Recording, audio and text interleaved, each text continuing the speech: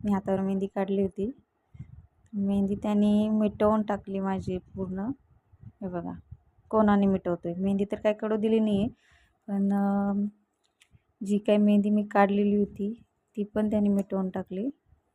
हे बघा, मी असं त्याला सोडून कोणतंच काम करू शकत नाही, कारण ते काम कमी होण्याच्या ऐवजी आणखीन जास्त वाढतं. त्यामुळे मी त्याला सोडून कुठलंच काम करत नाही. हे बघा इतका आगाऊ झाला त्याचे नाटक. मी खूप परेशान झाली त्याच्यापुढे आता, कारण तो कुठलंही काम करू देत नाही मला.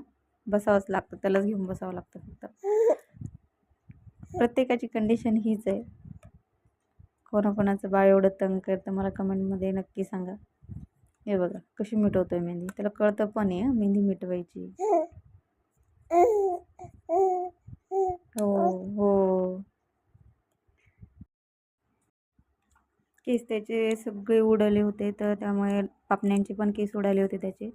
डोक्याचे पण उडाले होते, पण हळूहळू आता सर्व केस आले त्याला. येत आहे डोक्याचे येणं बाकी आहे, अजून काही येत आहे, पातळ आले आता.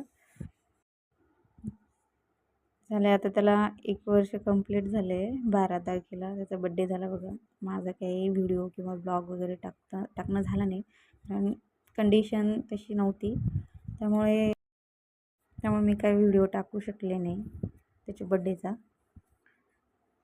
आता 1 वर्षाचा कंप्लीट झाला आहे, पण केमो लागल्यामुळे त्याला थोडंसं लेट चालायला लागला.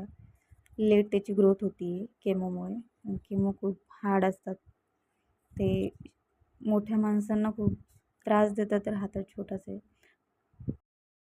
त्या मानाने तो खूप जास्त ॲक्टिव्ह आहे.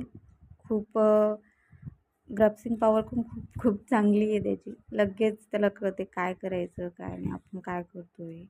मी पण असंच करायला पाहिजे. आपण जसं कराल तसं तो करतो बघा. हे बघा, बस असंच खेळत राहावं माझं लेकरू.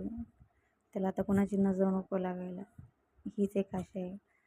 कारण खूप मोठ्या संकटातून, खूप मोठ्या दुःखातून तो एवढ्या लहानपणी, एवढ्या लहान वयात त्याने खूप मोठं दुःख झेललं आहे. त्यामुळं आता कोणाची नजर खाली बसून बसून मेहंदी मिटवतोय माझी. हां. हो. हो.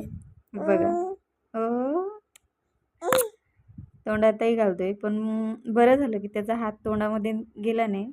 शक्यतो मेहंदी मिटवण्यामध्ये तो बिझी होता, की त्याला हात तोंडात घालायचं लक्षच नाही.